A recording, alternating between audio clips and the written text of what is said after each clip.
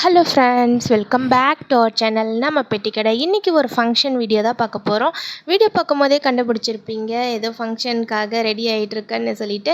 S, ஏதோ ஒரு function இல்லைங்க, நம்ம லட்டு குட்டிக்கு மொட்டை அடித்து காது குத்த போகிறோம். ஸோ கோவில் தெவம் வந்திருக்கு, அந்த தெவத்துலேயே வந்துட்டு காது குத்தலான்னு நானும் என்னோடய ஹஸ்பண்டும் பிளான் பண்ணியிருந்தோம். அதே மாதிரி வந்துட்டு கோவில் தெவத்துலேயே மொட்டை அடித்து காது குத்தியாச்சு. ஸோ இந்த வீடியோ ஃபுல்லாக பாருங்கள், கண்டிப்பாக பிடிக்கும்னு நினைக்கிறேன். பிடிச்சிருந்தால் மறக்காமல் சப்ஸ்கிரைப் பண்ணிக்கோங்க.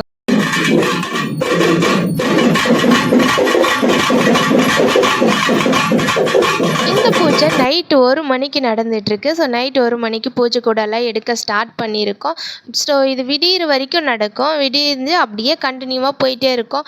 காலையில் இந்த மாதிரி காது குத்துறது, மொட்டை அடிக்கிறது, அடுத்தது கெடா விருந்து, இந்த மாதிரி எல்லாமே காலையில் நடக்கும். முன்னாடி நாள் நைட்டு இந்த பூஜை கூடலாம் எடுத்துகிட்டு போய் இப்போ கோவில் வீட்டில் வச்சுட்டு கோவில் வீட்டிலேருந்து கோவிலுக்கு கொண்டு போகணும்.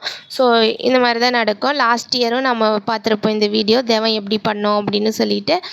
ஸோ இந்த வருஷம் நம்ம பாப்பாவுக்கு மொட்டை அடித்து காது குத்துறதுனால கொஞ்சம் எக்ஸ்ட்ரா ஸ்பெஷல் தான்.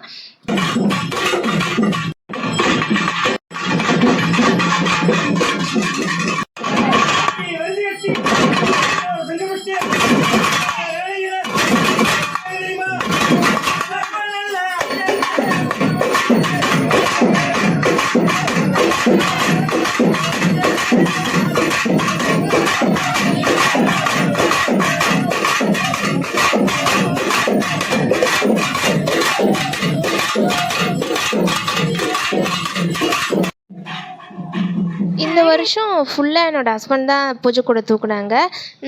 லாஸ்ட் இயராவது அப்பப்போ நான் வாங்கி தலை மேலே வச்சுட்டு இருந்தேன். இந்த வருஷம் ஃபஸ்ட்டு ஸ்டார்ட் பண்ணும்போது என் தலையில் வச்சுட்டு ஒரு 5 நிமிஷம் கோயில் விட்டு வெளியே வந்ததும் அவங்க வாங்கி வச்சுட்டாங்க.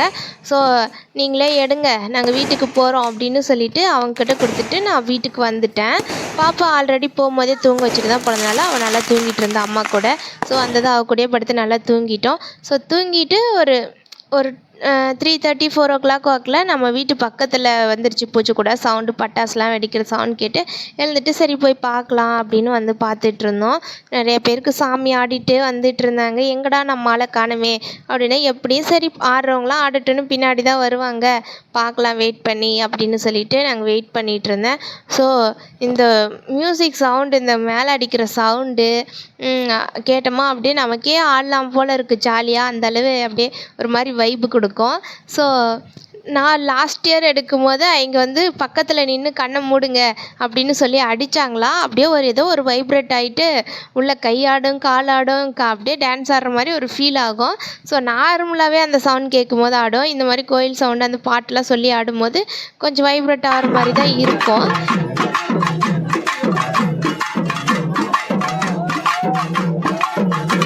உங்களுக்கு இந்த கோவில் சவுண்டு கேட்கும்போது, இந்த மேலே சவுண்டு கேட்கும்போது கொஞ்சம் கேட்டாலே எனக்குலாம் சாமி வந்து ஆடுன்னு ஆடுவேன் அப்படின்றாளா நீங்கள்? இல்லை என்ன தான் அடின்னு அடித்தாலும் எனக்கு சாமி வராது அப்படின்றாளா நீங்கன்னு மறக்காமல் கமெண்ட் பண்ணுங்கள். ஸோ நாங்களும் அப்படியே நின்று எங்கடா நம்ம ஆள் அப்படின்னு தேடிட்டு இருந்தோம்.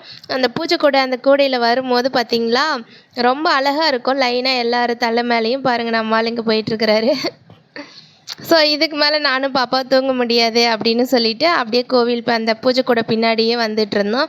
அப்படியே அந்த வானத்தில் பார்த்திங்களா, இந்த பட்டாசு வெடிக்கிற சவுண்டு, அப்படியே அந்த பூஜை கூட இதெல்லாம், அந்த மேலே அந்த மாலை வாழைப்பழம் இதெல்லாம் பார்க்கும்போது ரொம்ப அழகாக இருந்துச்சு. பார்த்துக்கிட்டே இருக்கலாம் போல. அப்படியே அந்த வேடிக்கையெல்லாம் பார்த்துட்டு இருந்தோம்.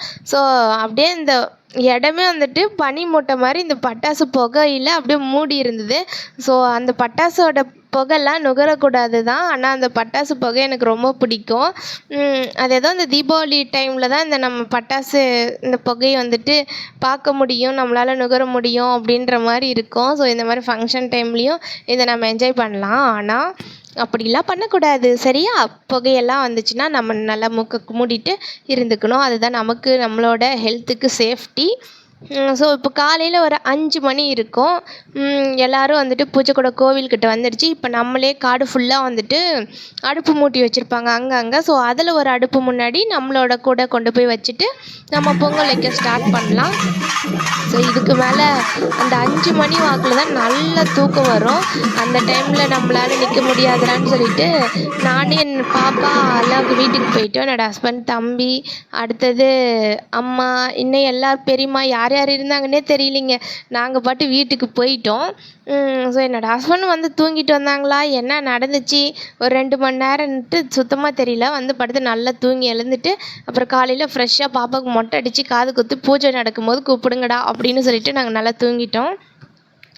ஆக்சுவலாக எங்கள் வீட்டில் எல்லாருக்குமே வந்துட்டு காலையில் எப்படி மொட்டை அடிச்சு பாப்பா காது குத்திக்குவா அப்படின்னு ஒரு எக்ஸைட்மெண்ட்லேயே இருந்தோம். ஒரு மாதிரி என்ன பண்ணுறது, என்ன பண்ண போகிறாளோ தெரியலையே அப்படின்ற மாதிரி இருந்துச்சு.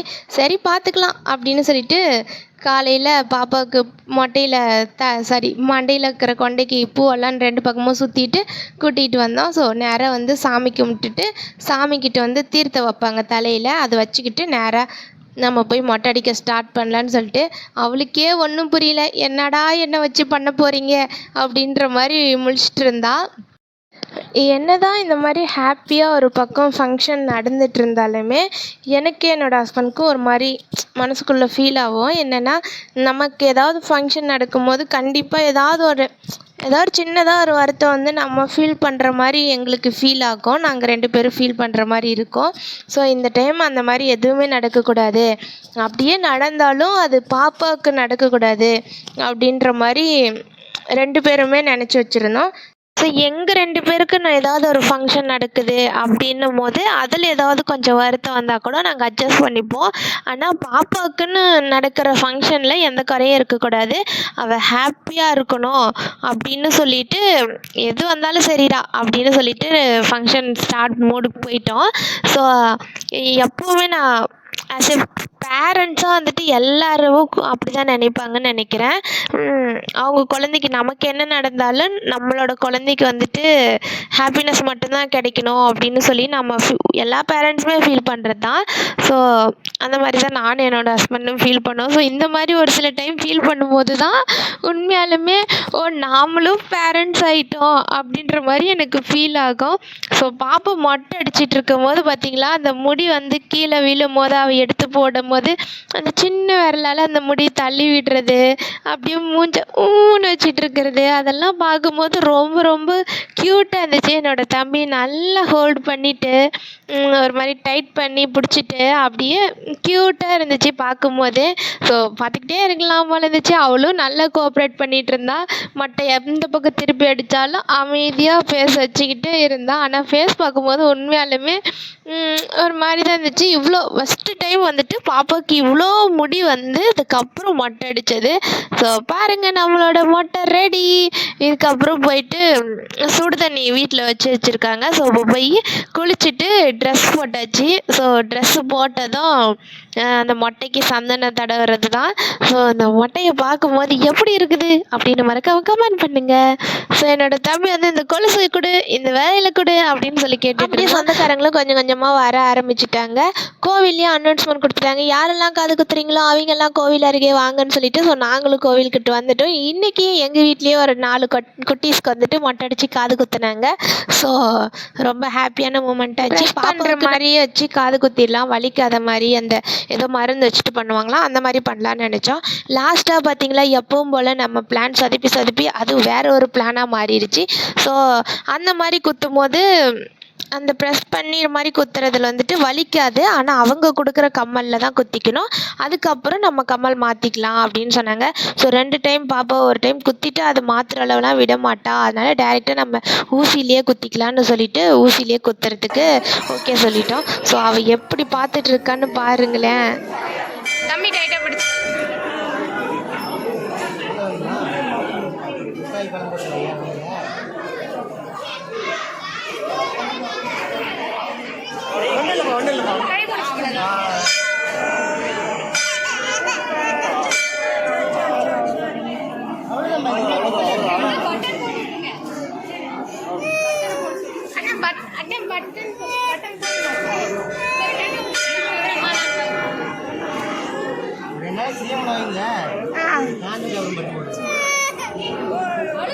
அவ்வளோதான்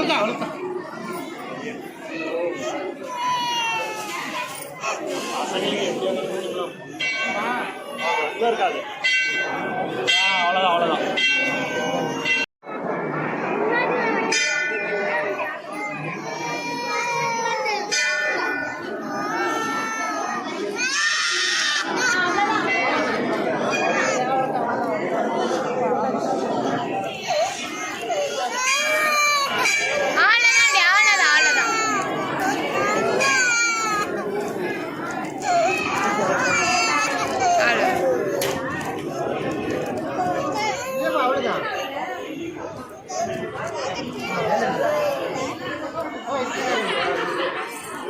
பாப்பாவுக்கு காது குத்தியாச்சு. இந்த இந்த வீடியோ ஒரு டைம் பார்க்கும்போதே எனக்கு ஒரு மாதிரி ஃபீலிங்காக இருக்கும். அதையும் தாண்டி அவள் அம்மா அப்படின்னு சொல்லிட்டு அழுவுறது ரொம்ப ரொம்ப க்யூட்டாக இருக்கும். நான் ரசித்து பார்த்துட்ருந்தேன் அவள் கூப்பிடுறது அந்த டோனு. ஆக்சுவலாக நீ எல்லாம் ஒரு அம்மாவா அடி பாவி இப்படி குழந்த அழுவுறத ரசிச்சிட்ருக்கேன்னு நினைக்கலாம் நீங்கள். ஆனால் உண்மையாலுமே க்யூட்டாக இருந்துச்சுங்க. எனக்கு அதை பார்க்கும்போது ரொம்ப இதாக இருக்கும். அதே மாதிரி கொஞ்சம் லைட்டாக ஃபீலிங் இருக்கும். அந்த ஃபீலிங்ஸ்லேயும் எப்புட்றா இவ்வளோ அழகாக அழுவுறா க்யூட்டா அப்படின்ற மாதிரி பார்த்துட்டு இருந்தேன். ஸோ அதுக்கப்புறம் பாப்பா ஹாப்பி ஆகிட்டா. அதுக்கப்புறம் லைட்டாக வலிக்குதுன்னு அந்த காதையே தொட்டு தொட்டு பார்த்துட்டு இருந்தா.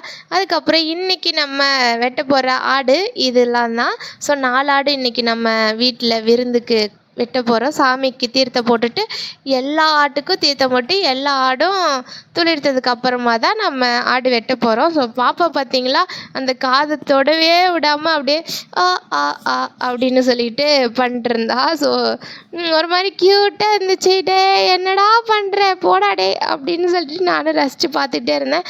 அதுக்கப்புறம் நம்மளோட ஒவ்வொரு ஆட்டுக்கா தீர்த்தம் போட்டாங்க. ஸோ அதுக்கப்புறம் ஒரு ஆடாக நல்லபடியாக துளுத்துருச்சு. இன்றைக்கி விருந்துக்கு ரெடி தான். ஸோ இவங்க 4 பேருமே. ஸோ 5 ஆடு வெட்டுறதா பிளான்னு. லாஸ்ட்டாக பார்த்திங்களா ஒரு ஆடு வேண்டாம் அப்படின்னு சொல்லிட்டு நிறுத்திட்டோம். நெக்ஸ்ட் இயர் வெட்டிக்கலாம் அப்படின்னு சொல்லிட்டு. ஏன்னா அம்மா அப்பா இங்கே வந்து வாங்கி கொடுத்தது வெட்ட வேணாம், தம்பிக்கு வந்து மேரேஜ் வச்சுக்கிறதுனால அவங்க வாங்கி கொடுத்தது வெட்ட வேணான்னு சொல்லிட்டு நாங்கள் அப்படியே விட்டுட்டோம். நெக்ஸ்ட் இயர் வெட்டிக்கலான்னு சொல்லிட்டு. ஸோ அம்மா அப்பா தம்பி அவங்க 3 பேரும் வந்துட்டு சாப்பிட மாட்டாங்க நான்வெஜ்ஜு. நம்ம வீட்டில் வெஜிடேரியன் தனியாக அவங்களுக்கு ரெடி பண்ணிகிட்டு இருந்தோம். ஸோ எல்லா ஆடு தொழுத்ததுக்கப்புறமா வெட்டிட்டு நேராக வீட்டுக்கு போய் விருந்துக்கெல்லாம் ரெடி பண்ணிட்டு இருந்தோம். ஆக்சுவலாக நாங்கள் எதிர்பார்க்கவே இல்லை, யாருமே எதிர்பார்க்கல. வீட்டில் அவ்வளோ கூட்டம் வந்திருந்தாங்க. ஸோ நானும் என்னோடய ஹஸ்பண்டும் ஒரு 2 நாள் தான் வந்துட்டு எல்லாருக்கும் சொன்னோம். முக்கியமாக நம்மளுக்கு ரொம்ப ரொம்ப பக்கம் க்ளோஸில் இருக்கவங்களுக்கு மட்டும் சொல்லலாம் அப்படின்னு சொல்லிட்டு சொன்னோம். ஆனால் லாஸ்ட்டாக பார்த்தீங்களா அவ்வளோ கூட்டம் வந்துட்டாங்க. உண்மையாலுமே எதிர்பார்க்கல. எல்லாருமே என்னடா இது கல்யாணமாடா நடத்துகிறீங்க அப்படின்ற மாதிரி கேட்ட மாதிரி அவ்வளோ கூட்டம் வந்திருந்தாங்க வீட்டுக்கு. ஸோ ரொம்ப ரொம்ப ரொம்ப ஹாப்பியாக இருந்துச்சு. ஃபஸ்ட் டைம் நானே என்னோடய ஹஸ்பண்டும் ரொம்ப ஹாப்பியாக ஒரு ஃபங்க்ஷன் வச்சுட்டு ரொம்ப ரொம்ப ரொம்ப ஹாப்பியாக வந்து ஃபீல் பண்ணது இந்த பாப்பாவோட மொட்டை ஃபங்க்ஷன் தான்.